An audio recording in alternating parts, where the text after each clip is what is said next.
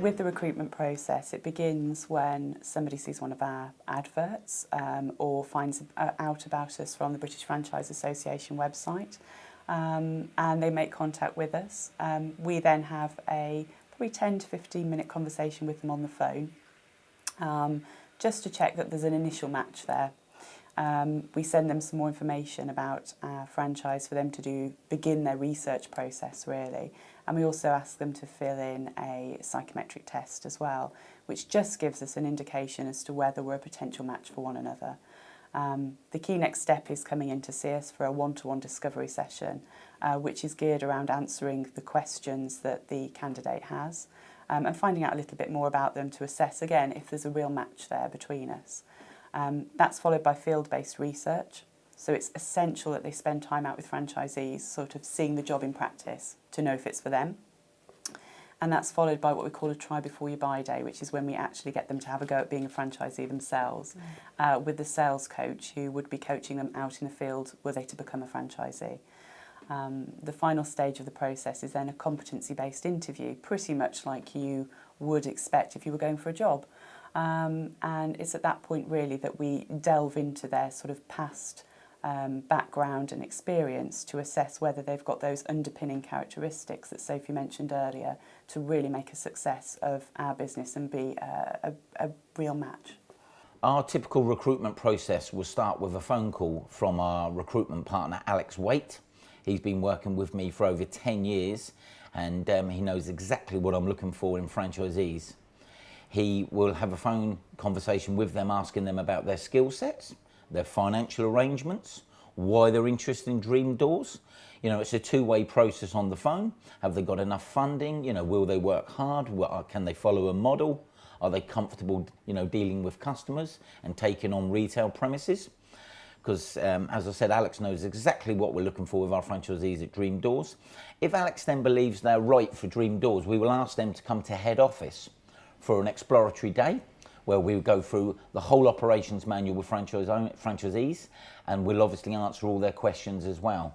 And through that, on average, 3 hours, when I say interview, it's an exploratory discussion to see if both sides are happy with each other before we even move to the next stage.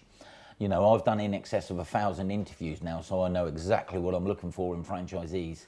And through that 3-hour interview process together, it's an exchange of information. I will ask them questions. Are they hard working? Will they follow a model? Have they got the funding? Have they got the backing of their wife? Have they got organisational skills? They will ask us all questions about the franchisee network, our top performing franchisees, the middle and the bottom franchisees turnover, and we will go through everything. That is the first start to the Dream Doors process. I think for me, when I first speak to somebody on the telephone, what I'm looking for is excitement. Have they done enough before contacting us to understand what we are?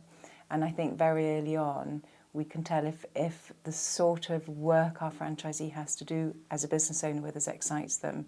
So I look for someone who is interested in the freedom of having their own business, and it's very helpful if they like the automotive marketplace, our marketplace, and feel passionate about the customers they're going to be meeting. Firstly, we don't sell franchises. That's one thing we're very selective about.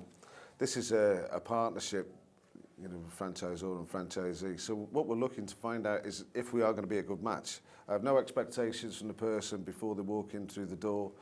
I just need to know, or need to feel that we're going to be a good match going forward.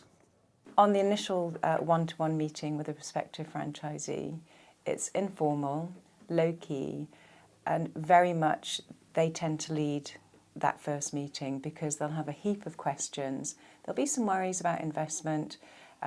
Who are they going to be thinking about going into business partnership with? So very much it's there to get to know each other. And I think one of the key questions, Sarah will agree, is always how much money, what is the risk, what is my reward likely to be? So that tends to be something that the candidates would always lead with. I think also on the one-on-one, it's always a great idea to bring somebody with you. So probably at least half the time someone would bring their partner or a business advisor or simply a friend, because an awful lot of information is given and you go home and think, oh, I can't quite remember that bit clearly. So the one-to-one can often be a one-on-two as well. I think the other thing that's important from a candidate's point of view for the one-to-one discovery day is getting a real feel for the company as well. So in addition to answering all their questions, we take them on a little tour around and introduce them to the sort of the key teams that would be supporting them were they to become a franchisee as well, so they can get a real idea for the ongoing support that's provided to franchisees too.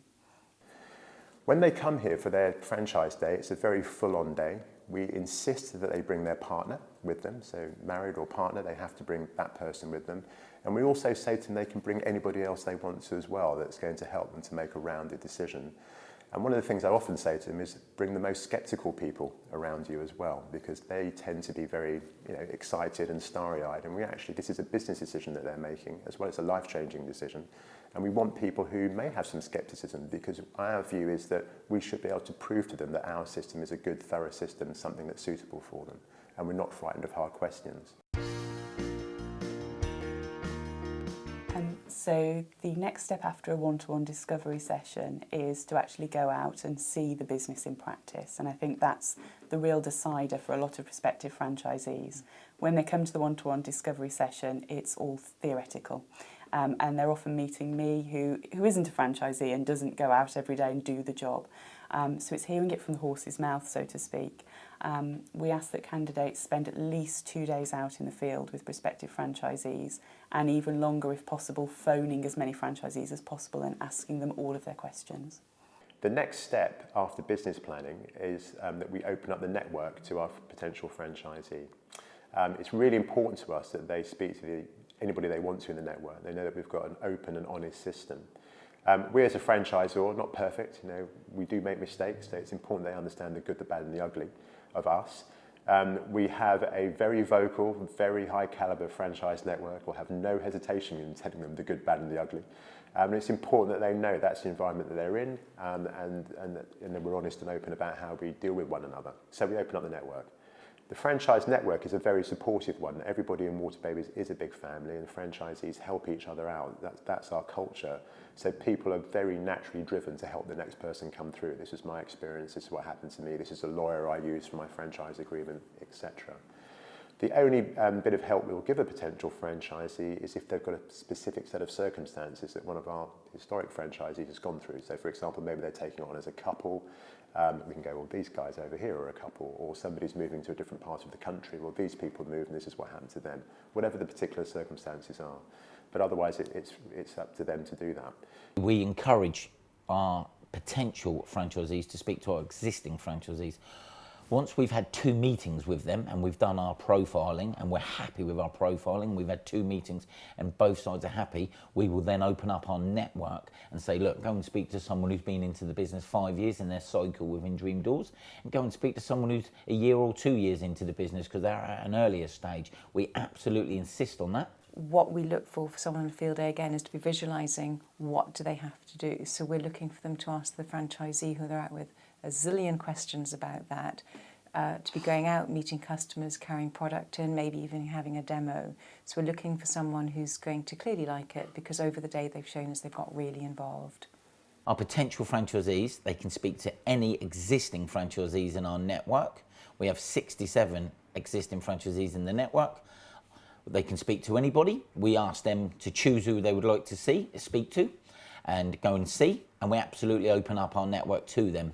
We will arrange the interview for them to see an older franchisee and a new franchisee, and then we would show them our network of 67 franchisees and say, choose 2, 3 or 4 to phone call, and Alex will give you the numbers and you can call them as well. Absolutely, we insist on that. So we don't cherry pick that. We let them call anyone in our network. Absolutely, we do.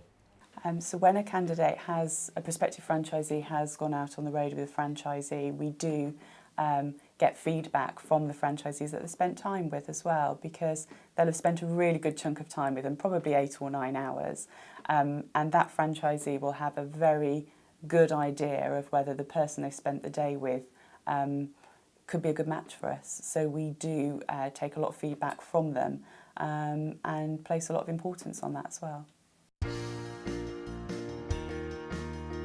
When you're thinking of becoming a business owner, it's a very exciting time, and you're looking at all the different businesses you could join. And I think when you want something a lot, it's really easy to become quite nervous and think that you really have to sell yourself. And my advice is don't. Be yourself, be calm, be relaxed. Again, good idea to bring a friend with you as well, because very much it should be a long process. No quick decisions should be made. Spend your time to get to know the company, get to know other franchisees, and don't sell yourself. Just be natural, be yourself, and really ask the person you're meeting what it is they're looking for, and then ask them if you think there's a match. So don't sell yourself, be very relaxed. So what advice would I give a franchisee in terms of how they should approach us or deal with us and selling themselves to us? I would say don't try and sell yourself, just be genuine. Be the person that you are. And I think that's incredibly important for any franchise system you're going into, because if you're having to be something that you're not to try and fit that system, that's not going to work for you or the franchisor. You're in the wrong system. So you want to find a system that suits you, so just be yourself. We're just interested in people who are honest and are just themselves. So tell us about you. Are you really genuinely passionate about what we do? Have you got a real interest for what we do? Why do you want to do it? Why are you changing your life circumstances? Let's find out about you. So we do an awful lot of, in that first phone call, about finding out about who the individual is. And actually, throughout the entire process, we're constantly checking the individual. Indeed, even through our training process, which they've signed up and they've paid and they're franchisees and we're potential and we're training them, they don't know this, but in our mind, they're not franchisees yet, because our training process actually also whittles out the people we're dealing with. So we run a psychometric test on a candidate when they initially inquire. So they make the first inquiry, we have a little chat on the phone, and if it looks like we're a potential match for each other, that's when we ask them to fill it in. So it's actually before we've met somebody. And we simply use it as a first cut. All it tells us really is whether we're a potential match for a candidate. And for those candidates where it suggests we're absolutely not the right match, we would not want to waste their time. So we'd let them know at that point and refer them back to the British Franchise Association and suggest that it doesn't mean they couldn't be an excellent franchisee, it's just that there's another franchise out there that's a far better match for them than we are. People ask if we do other testing over and above the questionnaire. We have, as I say, a 10-step process which actually constantly tests people. And our big thing is character testing, so we're constantly character testing. We don't do anything that people understand, so we don't do biometric testing or anything like that. We sort of do it through our process. So through business planning, we are testing people's ability to follow the system. How good are they understanding numbers? Can they take advice? Can they, all of those sorts of things. During the legal process, we won't change a full stop in our franchise agreement. How are you going to react to that? During training, we push people very, very hard, actually make them very, very tired and then push them again. How do they react to that? So when they're fatigued and so forth. So our whole process sort of has some checks and balances in terms of how we test people's characters all the way through. And if people get over those little tests, then great, then we know we've got the right person. If they don't, it's a flag to us. They're probably somebody that's not going to be suited for our system. It sounds a bit militaristic, but it's not. We really are incredibly passionate about getting the right people. It's all about the franchisee. It's not about us as the franchisor. It is absolutely about getting the right person and making sure that this system is going to work for them. We do a new profiling now where we use Disc and Divine, and that actually tells us their behavioural traits in certain situations, if they're either a D, I, S or C, and it tells us what they're like under pressure, if they're motivated, if they're driven, have you got to keep pushing that franchise owner, or are they too maverick? So that's what we would do, and we pay for that. And then they fill in this online profiling form and it gives us all the information we need on that franchisee, potential franchisee. We will then ask them to come back down to Dream Doors and we will go through that profiling tool with them and their wife. And after that, if we're happy and they're happy, we will then let them go and see our franchisees in the network. If after that process we're happy and the franchisee's happy, we will then move to an intent to proceed stage where we would take a £5,000 plus VAT deposit off that franchisee, and then we will fill out a business plan with them. We'll give them demographics, profiling demographics of their area, of the population and the customer age group and the home ownership, and we'll give them a draft version of the franchise agreement to read and go through everything, and expect them to fill in the business plan with, you know, the drawings they need and the money they need to run the business. And then that will come back to us within a week. We will oversee it and make sure we're absolutely happy with it, and then we will put that into the bank on their behalf. We ask prospective franchisees to pay a deposit, but this happens right at the end of their research process. So typically franchisees carry out their research from initially coming to see us to that competency-based interview. Could be a period of say 4 to 6 weeks, and it's only at the point that we make them a formal offer and we're both committed to going ahead that we would ask them to pay a deposit.